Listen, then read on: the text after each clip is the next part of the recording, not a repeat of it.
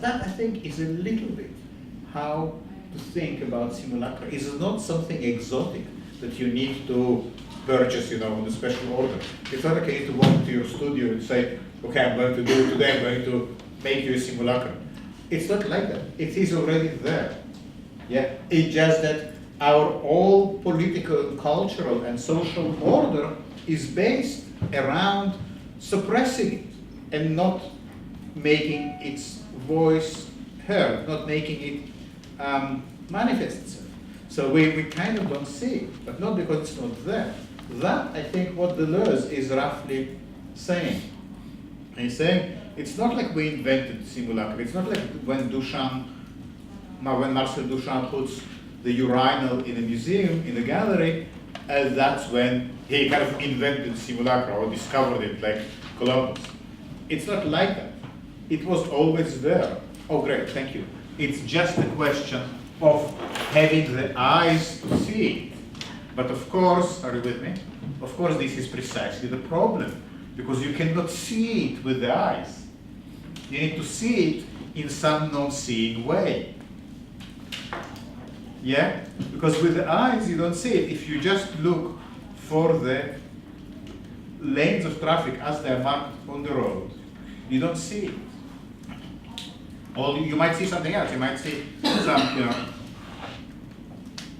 but so it's about somehow figuring out that seeing is not accountable only for the visual. There is also something else which is not less real, but yet it's not less real. It sits next to the visual. It's inseparable from it, but it's not something that you can easily grasp with the eye. Yeah? But it is ubiquitous. Does it make any sense? No. I was wondering if it is a helpful example of the cyclist, where he is just making everything worse. The cyclist is a helpful example, but is the seeing also sensory? So it's another sense? It's hard to say what it is. Conceptual. It's really hard to say what it is. I think it's just recognizing that not everything that is real is also visual. It has also the shape of an object. Yeah. That may be another way of saying it. But this virtual we are talking about, like this virtual lane that cyclists create, is not virtual in the sense of alternative reality. It's a reality which is just as real as any other reality. Yeah? But it is somehow more potential. Yeah? But while this virtual reality can sometimes be actualized and sometimes not actualized, it's not less real, it's kind of also real, or maybe it forces us to rethink what real means.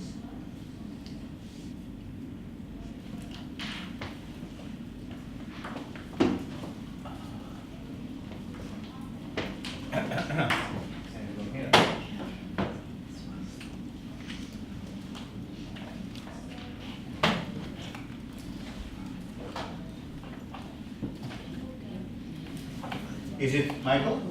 Yes? Yes. Yeah. Oh, thank you so much. Oh, both of them. That's fantastic. But I have highlights. Great. Sorry. Right.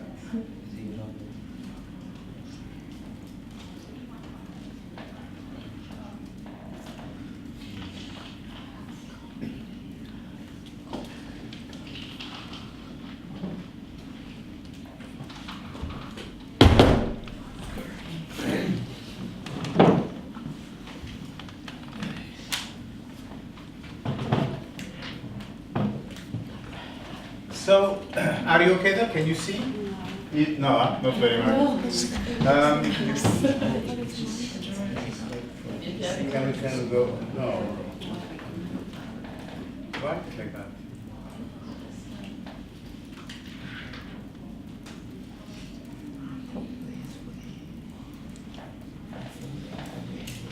Can you see, or you want to move closer? Yeah, that's. I think that's as big as it will go. Can you see here? Yeah. Okay.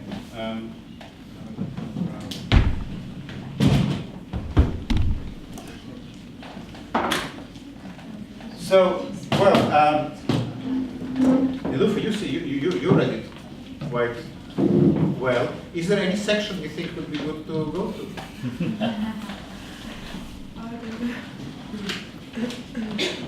No? I don't know. I'll read it. How do you find it? Is it? Well, when I read this, I was a bit confused, but then I read the other essay. Uh-huh. It was much more Uh-huh. helpful. They work well together. Yeah. Anyone else has any opinion about this, or any suggestion about what part? Yeah, it looks like a good part, aesthetics. That's always good. Yes. But in your reading of this text, was there anything you thought, well, actually, that sounds kind of interesting? You did seem to like it very much. Einstein? I think I just found the Masumi essay much more illustrated within an art context. At the bottom of page 47, though, there's something which is quite interesting. Which Okay, is, we'll go there.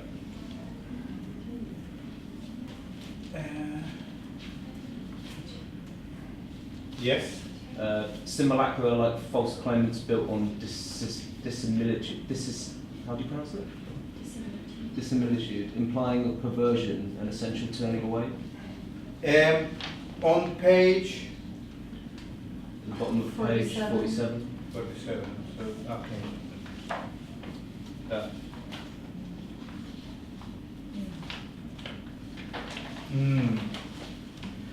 We have proceeded then from the first determination, this one, yeah? Yeah. With the Platonic. So what do you think about it?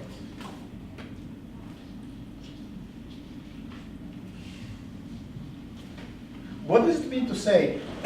So basically, he says here, if I understand it correctly, we began from identifying a key tendency in Platonism, which is distinguishing essence from appearance. Yeah, that was the first point, to identify that. To identify that the Platonic discourse is always implying that appearances are misleading, and you need to teach the student how to look beyond appearances. So there is even a kind of a pedagogical program here. What does it mean to educate someone? To educate someone means to teach them how to look beyond appearances. But bear in mind, this is a very specific Western Platonic notion of what knowledge consists of. It begins from the mistrust of the senses, of perceptions. Yeah?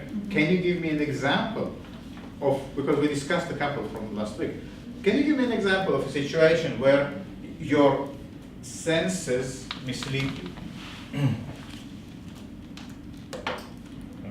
Trompe-l'oeil. Trompe-l'oeil as in... Well, a picture of, well, a hyper-realistic picture of, say, of a shelf. Yep. Flat.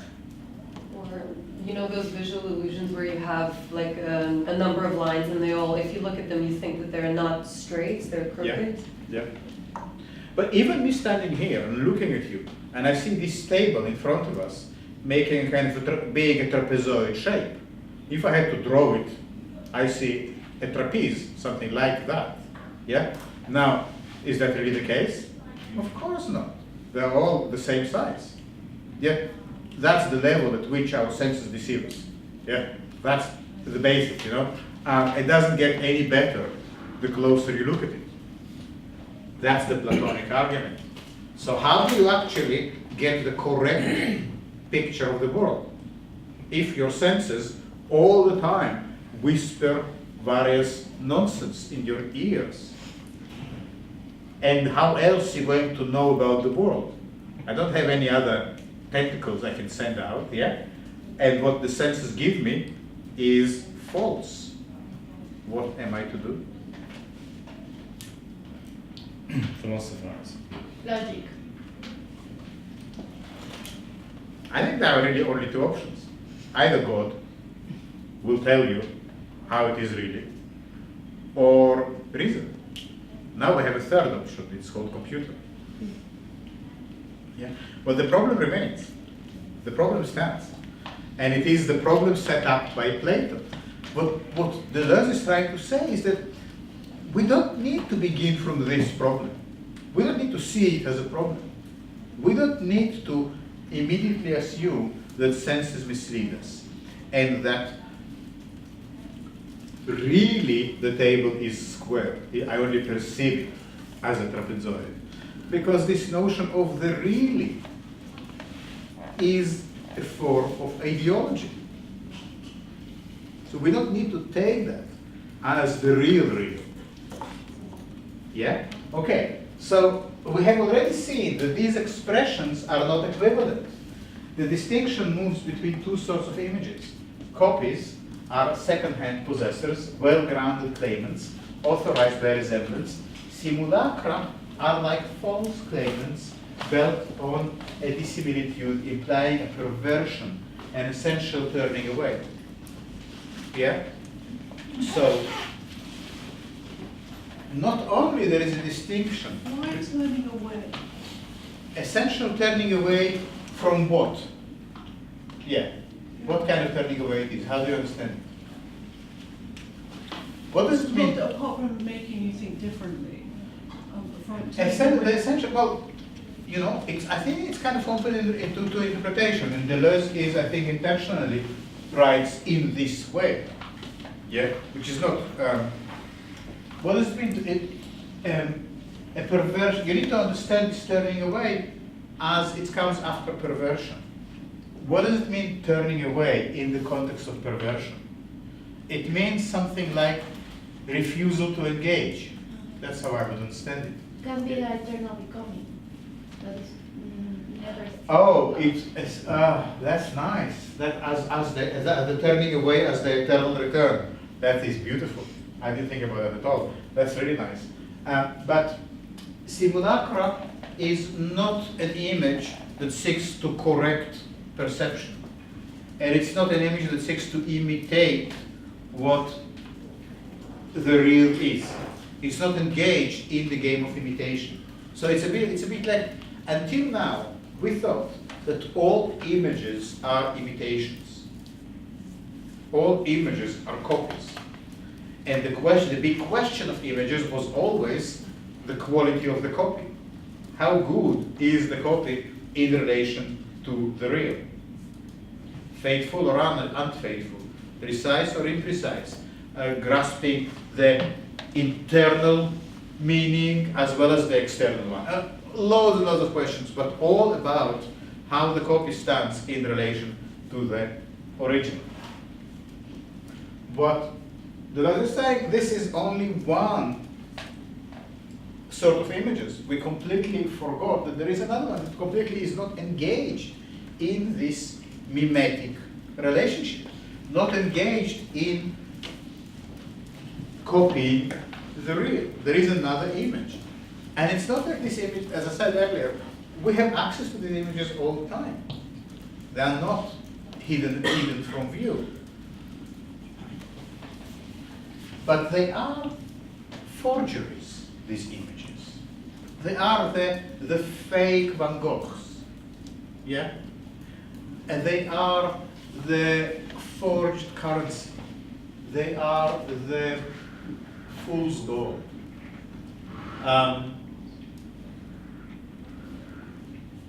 Oops.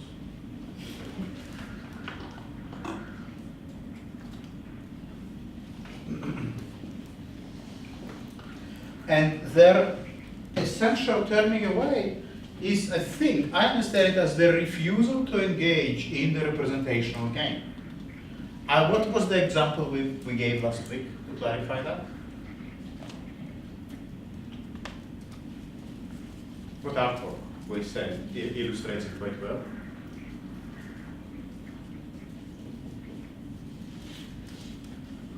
They unite. Well, because we spoke about this, and we said, well, we took, if I remember correctly, we took Duchamp's urinal, yeah, the fountain, the so-called fountain. We said how it looks like a very clear example of how simulacra operates, because the urinal is not a representation of a urinal. It is it. Yeah? It just it. It rejects the whole, it's not only it rejects the game of representation, it makes the game of representation visible. It actually shows how all other artworks are constructed. Yeah? That, I think, is its great achievement. That's why everyone who copies Duchamp, I think, doesn't get what Duchamp is about. Because if you got it, you wouldn't go and do a replica. You wouldn't go and do a copy. Because that's what he says in his work. That is kind of, that's what he wants us to learn to go beyond.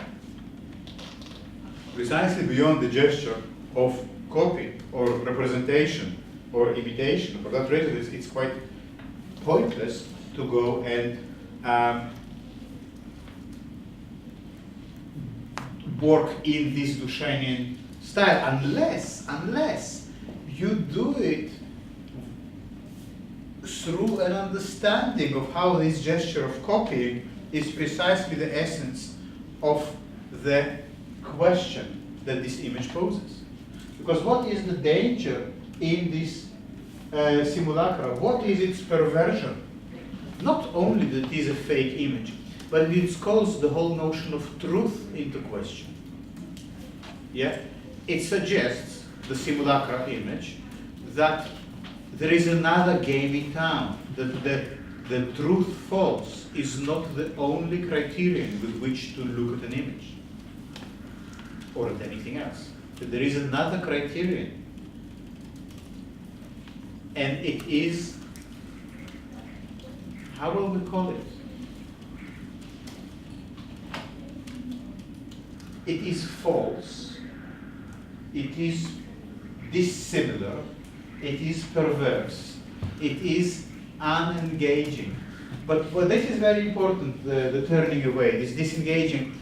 To disengage or to be someone who doesn't speak the common language. In Greek, it's called idiot. That's what idiot means. An idiot is someone who doesn't engage. In a sense, this is the idiotic image. Why idiotic? Because it doesn't play ball. It doesn't accept the social norms. Is it like a form of nihilism?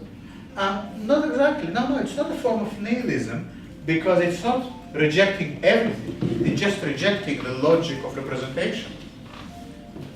It is, I think the simulacra says something else. Simulacra says the logic of representation, this is nihilism.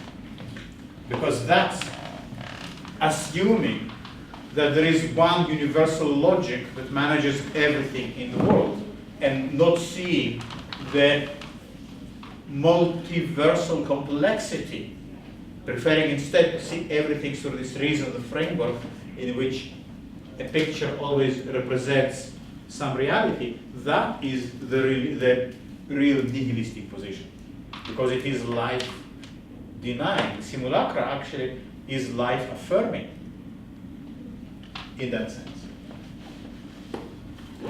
No? That doesn't help at all. No, I mean, I thought that nihilism was a sort of, there's no one truth, and truth depends on the conditions of which you're living in. I think nihilism is more of a radical rejection of everything. But perhaps what you're more talking about is some form of agnosticism, when there is no one universal truth. But also you can say this is the post-structural, or that's the postmodern argument, that there is no truth as a universal narrative. Is the end of the grand narratives, as Lyotard was saying. So I would say postmodern rather than nihilistic is more productive here. So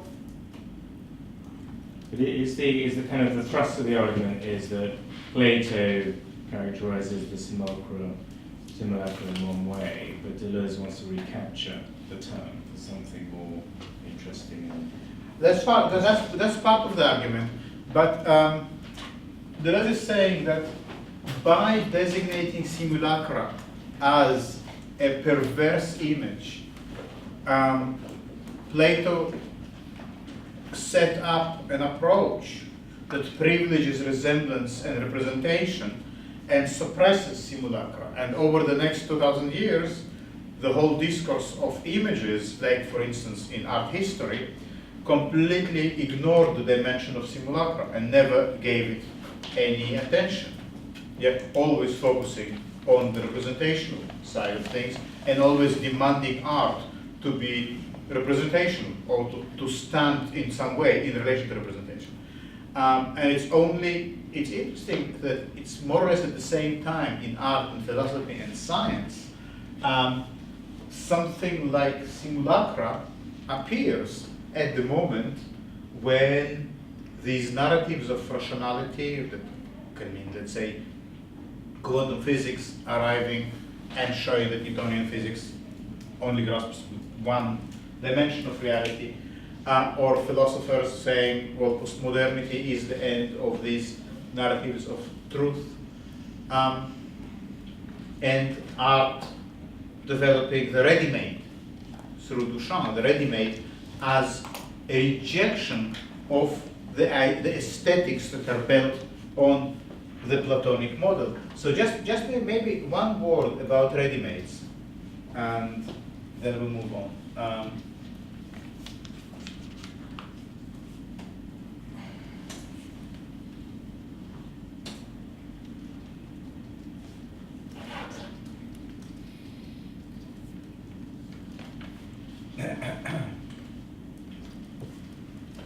So, the mistake people often make when they look at ready-mades by Duchamp or by other artists is that they read them as aesthetic objects. But that's not how these images are functioning. They really are objects. Of course, ready-made is a kind of misnomer, yeah, because they are completely unready-made. They are very, very much made. Yeah, they are very much made, but they are made with some kind of ready materials. However, they are devilishly hard to really make. If you try to make a ready-made, you realize that it's actually a really difficult task. There is, and it's not an accident that Duchamp produced very few of them. And notice that about him, that he never turned himself into an artist who mass produces his great invention, the ready-made. Yeah, unlike, for instance, Jeff Koons, who has his sculptures in every museum.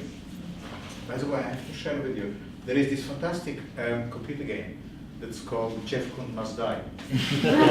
When you walk through a museum with a rocket launcher and you shoot his sculptures. Someone made it it reminded me of the work that Ben and Timo did for the degree show, but someone made it as an art project. I'll share it with you. But he made just a handful, maybe 10 or a dozen, and that's it. It's very interesting. He was very conscious of himself becoming a ready-made. Yeah, and he made very little art, and Duchamp also stopped doing art for about 20 years and just played chess professionally, because that seemed an art form that really doesn't leave any traces. It just exists in your mind. Do you understand why? But is there a simulacra there as well? In what way? Well, just because of the moves that you don't make, but you make them within your mind. Nice. That's it. Good. Yeah. And like I noticed someone recently the AlphaGo, it kind of beat the topless chess player. Yeah. And like I talked with Michael, and and I saw the TV, how to say, the documentary, and like the AlphaGo actually exists in the computer, so there is a real human kind of at his hand to like put his idea on the chip. So there is a human being that needs Yeah. to translate Yeah. the commands of I the think computer. It's like the how to say, returning away, because they return like a loop That's from the interesting. man to Nice. the reality to back like a loop. I like think that. that's That's really very, cool. very good, yes. But think about this for a second, because what that says to the in the context of the simulacra that Deleuze is writing about.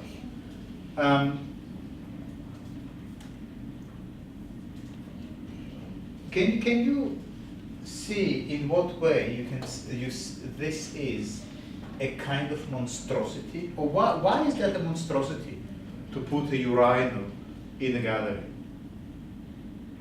Why these things are, why they feel so wrong? What Deleuze is saying is it is because they disturb the manifest duality. Where is it? They disturb the manifest duality of the idea and an image. Yeah? Of the idea and an image, or of a picture as a representation of a real. Because you go now to the urinal or to the ready-made, which is this one, I guess. And is it an object, or is it a picture, or is it an image? Yeah? And what? It's a bit undecidable. Do you see how it is undecidable? Because, of course, it's all gets much more complicated because we look at a photograph with all the indicators that it is a photograph, plus we look at it on a computer screen, and the mind boggles. It will be very, very hard to unpack all these layers. But let's just, in a very crude representational exercise, imagine that we're actually in the presence of this thing, not a picture. Yeah? I know that what I'm asking you to do, in a sense, cancels out the thing we're trying to do. But that's part of the complexity of the thing that we are dealing with. Imagine that we are in the presence of this thing. We have here this stool and the bicycle wheel. So is that an object? Well, it is a stool. You kind of can sit on it. Even now you can probably sit on it. Yeah? And it is a bicycle that you probably could unscrew it and fit it to a bicycle. Yeah? So it is a thing. It is an object. But it's not just like an object. Something also happened to it that puts it in this ambiguous position. So does it remind you of anything? This ambiguity? Do you remember Schrodinger's cat, who is dead and alive at the same time? That seems to be dead and alive at the same time.